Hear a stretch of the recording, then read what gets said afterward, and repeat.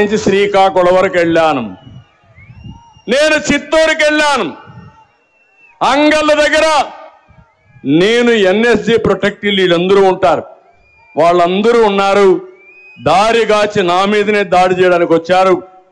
ఇదేంటని అన్యాయం అడిగితే 307 అంటే అటెంప్ట్ మర్డర్, నేనేదో వీళ్ళందరినీ పెట్టుకొని చంపడానికి పోయానని నా మీదనే 307 కేసు పెట్టారంటే తమ్ముళ్ళు మీరు ఒక్కసారి ఆలోచించండి. నేనే లెక్క లేకపోతే మీరు ఒక లెక్క అని మిమ్మల్ని అడుగుతున్నాను. ఒక మదమెక్కిన వ్యక్తి అహంభావంతో ఇంకా దిక్కు తెలియకుండా అధికారం వచ్చిందని అసలే కోతి, ఆ పైన కళ్ళు తాగింది, ఆ పైన ముళ్ళు కొట్టింది.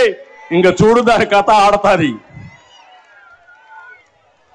అధికారం వచ్చి అందరం ఎక్కి మన మీద దాడి చేసి నా మీదనే అటెంప్ట్ మర్డర్ కేసులు పెట్టారంటే మా పోలీసులందరూ చూస్తున్నారు. మీరే చూడండి, రాబోయేది తెలుగుదేశం పార్టీనే, మీకు కూడా న్యాయం చేసే తెలుగుదేశం పార్టీనే